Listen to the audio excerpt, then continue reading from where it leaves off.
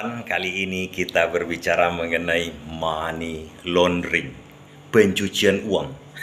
Memangnya ada uang kotor, kemudian dibersihkan, kita cuci dengan sabun, dimasukkan ke mesin cuci, diucek-ucek, kemudian menjadi uang bersih. Bukan begitu kawan-kawan.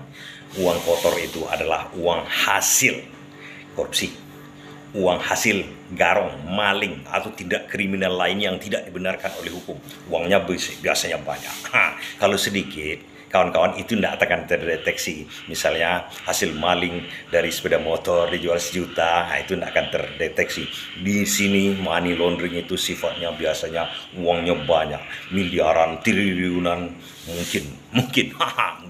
Jadi begini kawan-kawan, ini wajib saya kasih tahu. Karena kadang-kadang kita bisa terjerembab ke sebuah jurang yang namanya dijadikan bumper kita.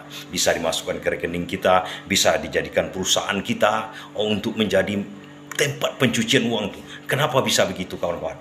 Jadi begini kawan-kawan. Kalau kita dulunya, sempat saya dulu store ke bank di bawah 99 juta, dulu 10 tahun yang lalu saya store, itu tidak akan ditanya oleh pihak bank. Ini uang apa. Tapi kalau udah di atas 100 juta, kemudian kita ditanya oleh pihak bank, uang ini, uang penjualan rumah kah, uang penghasilan dari mana kah, ditanya itu.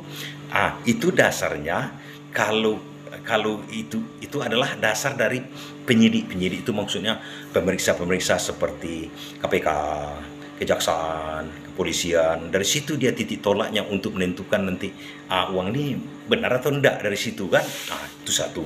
Bisa aja misalnya kita bikin banyak-banyak transaksi 99 juta menjadi 99 banyak-banyak, itu bisa dideteksi juga. Itu udah bisa pasti dicurigai juga kan, macam-macam caranya.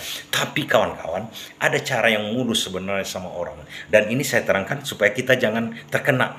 Bisa aja seperti ini cara mencuci uang itu kawan-kawan. Jangan terkena kawan-kawan, karena dalam hukum ada semboyannya. Dalam hukum kita dianggap tahu, walaupun kita tidak tahu bahwa itu melanggar hukum, kita dianggap tahu. Mengerti atau tidak mengerti, kita tidak mengerti bahwasanya ini salah, tapi kita perbuat, kita tak mengerti. Tapi dalam hukum tidak ada cerita begitu, bersalah. Begitu kawan-kawan. Jadi untuk sedikit pengetahuan sama kita, caranya sebenarnya gampang sama orang itu kawan-kawan. Ada orang-orang tertentu, koruptor, mengkorupsi sampai 1 triliunan. Uang bersih itu, uang kotor itu, uang yang belum jelas peruntukannya, dari mana asalnya, karena memang disembunyikan kalau uang kotor kan. Jadi uang kotor itu uang yang belum dibayar pajak lah, yang tidak jelas dari mananya. Supaya dia jelas, supaya dia bisa bayar pajak. Kalau udah dibayar pajak biasanya udah bersih dia itu kawan-kawan. Biasanya salah satu cara untuk mencuci uang itu adalah seperti ini kawan-kawan. Si A, pelaku korupsi atau kriminal nih, membuat sebuah perusahaan, atau perusahaan kita dijadikannya.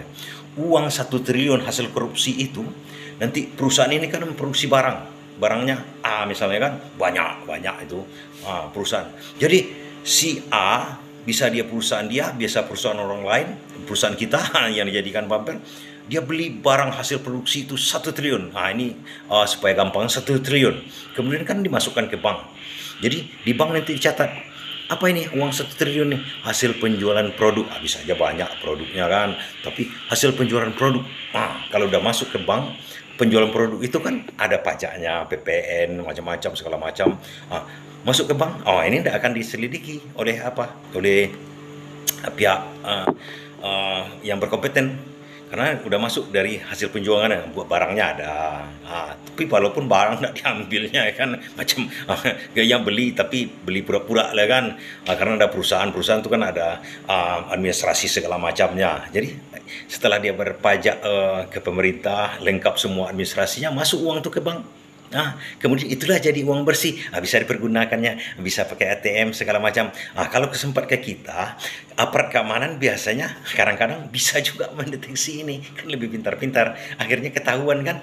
Kalau sempat perusahaan kita nih jadi, karena kita kena gorok juga kita. Itu maksud saya kawan-kawannya, mengetahui sedikit-sedikit tentang money laundering.